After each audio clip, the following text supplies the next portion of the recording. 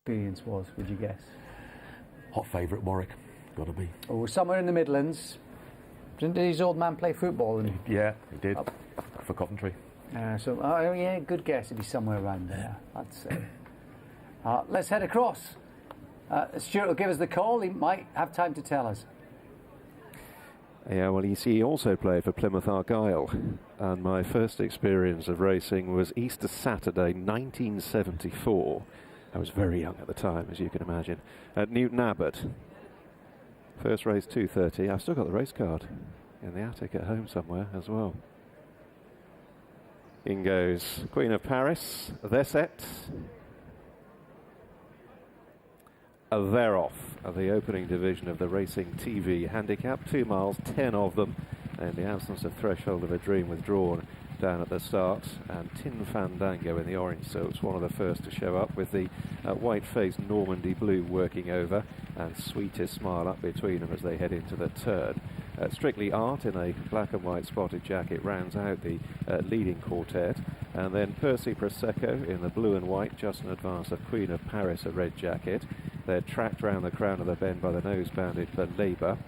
A short price favourite Blazon, the striped silks, also in a noseband, has got a couple behind. Nafeas in the pale jacket is one of them, and the grey Paddy's Runner looking on as they straighten with well over a circular track still ahead of them.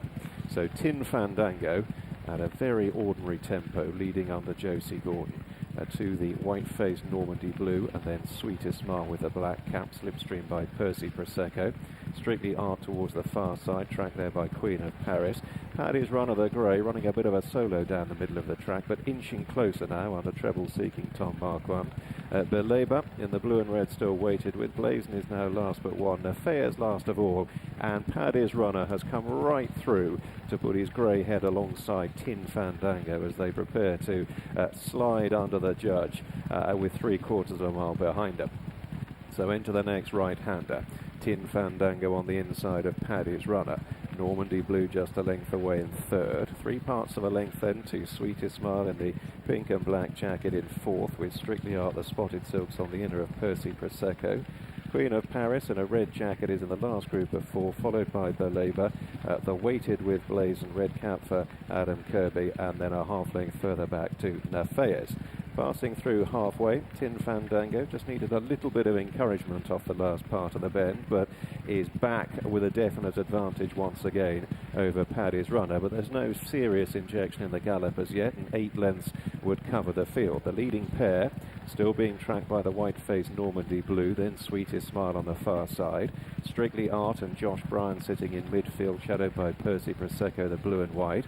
Then Belabor. Blazon still under a very patient ride from Adam Kirby in the last pair with Nafeas, and still very well grouped up. They head to the last 5 furlongs and into the far corner. Tin Fandango on the inner of the grey Paddy's Runner.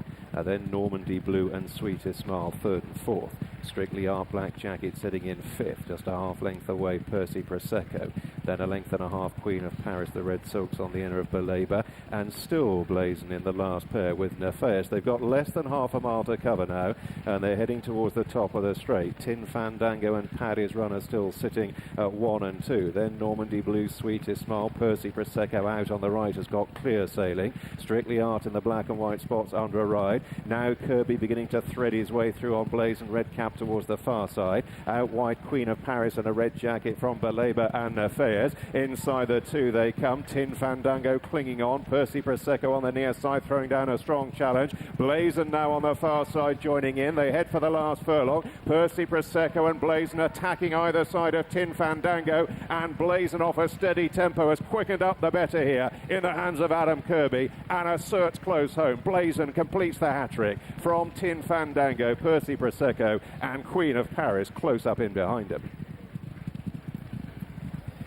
It's a mighty impressive burst of acceleration that Blazon has, and he's won that pretty tidily in the end from an extremely unpromising position. He's been ridden with nerves of steel by Adam Kirby, and he is the best horse in that race by quite some margin. He's beaten Tin Fandango, Percy Prosecco, both got much clearer runs on the pace or close to it than the eventual winner, who is a worthy winner and a suppose that a handicapper will have a little say, as he has done recently, John, but I think he's going to have more of a say to get hold of this fella. Kim Bailey's going to have to sweet talk him again to get another £3 rise, hopefully, for this one. But he's done so well to come from the back because the runner-up, Tin Fandango's run very well. That's pretty much the run of things up front. But the winner's well on top of the line, only won by about a length and a half, so we'll only get a fairly small rise. But for a 0 to 65 contest, this horse is improving at the rate of knots in a staying races like this, ridden with huge confidence by Adam Kirby. Didn't seem at all perturbed coming into the home straight, just about in last position. You see it there, Tin Fandango's had the run of things from the front, and that's now 2 good goes from the front here in similar events for Tin Fandango, so definitely deserves to win one of these. And third actually was Percy Prosecco. We've mentioned about the fact that we thought he would improve for the step up and trip on the flat, and it has done so, and I can't believe that Percy Prosecco won't pick up one of these sort of races.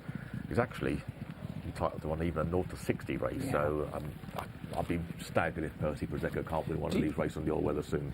Let me ask you this, John. Do you think, given the position he was in, has he stayed the 2 miles quite as well as the other two? I suppose there could be a slight worry given the fact that it hasn't managed to get past Tin Fandango, but it was only just beaten by. I'd give it the benefit of the doubt. Okay. I'd be happy to give it another go over 2 miles anyway. They haven't gone too fast, but they often don't in 2 mile races anyway. See the winner does that switch towards the cutaway now that we're going to see, and immediately goes from last to challenge in a matter of strides. Had to work quite hard after that. Wasn't instantaneous, but that's not usually the case with these 2 mile stayers. I've got to put a word for the fourth run. At fourth place, Queen of Paris, the filly, William Knight filly, was plugged on into fourth. Was ridden a bit too far back first go over 2 miles, and I think they probably want to be riding that horse a little bit more prominently. It stays 2 miles very well. They've got more to come with that horse, but it doesn't do anything quickly, so I think they'll probably need a more prominent ride. But as you've mentioned earlier on, Alex, there's going to be winners come out of this race for a lowish grade like this.